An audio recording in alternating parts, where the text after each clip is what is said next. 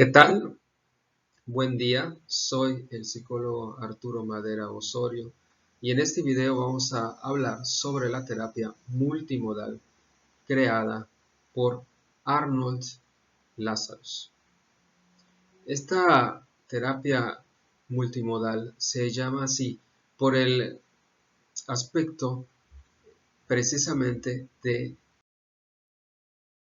7 modales o variables de la personalidad total que terapéuticamente se ve en los pacientes. Es el aspecto biológico, el afectivo, las sensaciones, las imágenes, el aspecto cognitivo, las conductas y el campo de lo social, que describe el estado integrativo de una persona en su momento presente.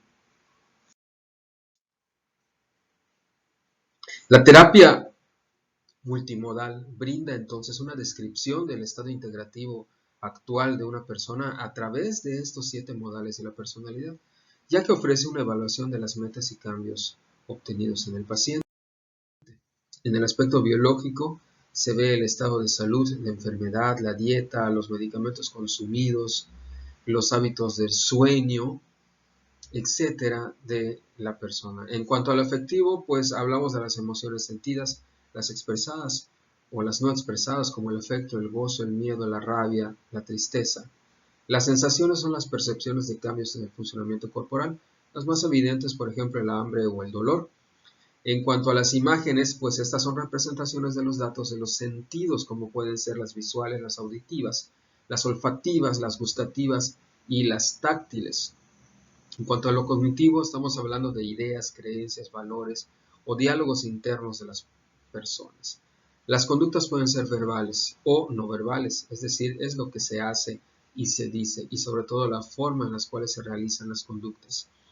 Y en el aspecto social o interpersonal, habla de las relaciones actuales o pasadas con los demás.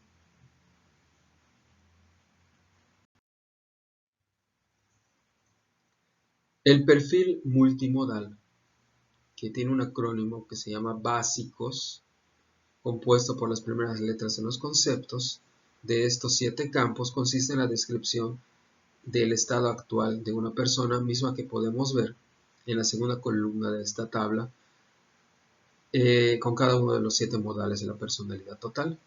A partir de este conocimiento del estado actual de las cosas, se puede hacer una planeación para ver a qué estado psicológico deseado se quiere llegar, y para esto se utilizan diversas técnicas provenientes de las principales teorías psicológicas eh, que nosotros conocemos tradicionalmente, como son la Gestalt y otros. Luego, estas técnicas, cuando se emplean y son extraídas de cualquier escuela, produce resultados que, de ser posible, se cuantifican de la manera más objetiva posible.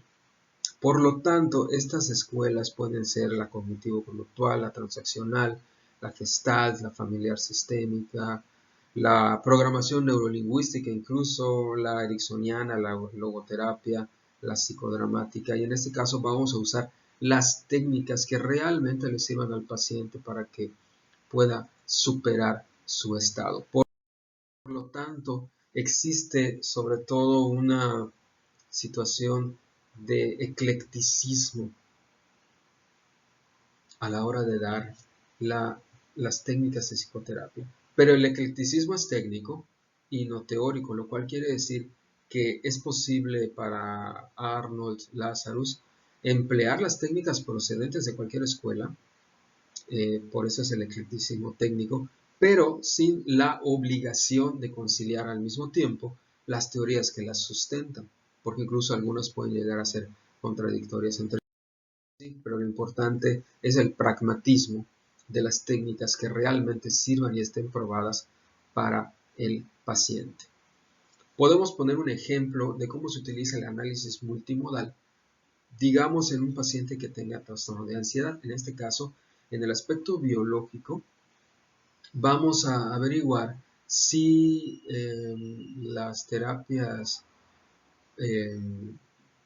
más bien las consultas psiquiátricas, resultan de administrarle fármacos o tranquilizantes y cómo actúan estos fármacos, estas sustancias, fisiológicamente en el paciente.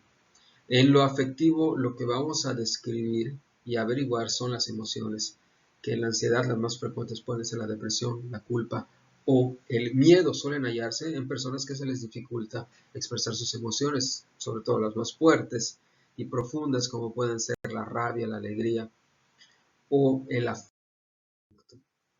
En cuanto a las sensaciones, las personas que tienen trastorno de ansiedad suelen tener una angustia que se refleja en características físicas como una opresión en el pecho, sentimientos de ahogo o asfixia, palpitaciones aceleradas en el corazón, tensión muscular o entumecimiento de alguna parte del cuerpo. También incluso hablamos de la disminución de algunos tipos de sensaciones, sobre todo las que dan placer como el sexual. Las imágenes varían según cada caso porque cada cliente es diferente. Cada paciente tiene ciertas imágenes que se relacionan con el resto del estado actual de cada modal. Puede ser un sonido fuerte que recuerda un disparo, el que genere ciertas imágenes que pueden ser perturbadoras para el paciente, o el ver a una persona con un uniforme determinado, como un médico o un policía, o pasar por cierto lugar.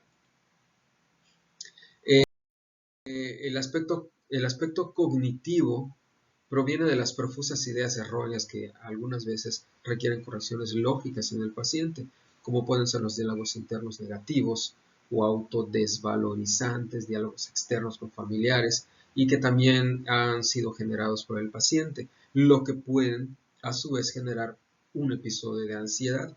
Respecto a las conductas, algunas ideas, creencias e imágenes internas producen la emoción de ansiedad, que limita o entorpece las conductas al temer las consecuencias negativas. Las conductas pueden ser desviaciones como conductas compulsivas, así como también conductas limitantes que pueden provenir de alguna fobia en especial.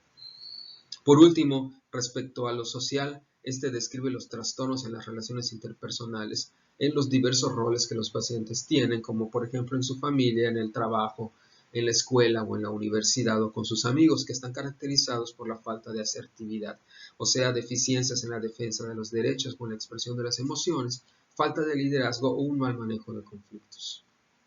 Es así como funciona la terapia multimodal.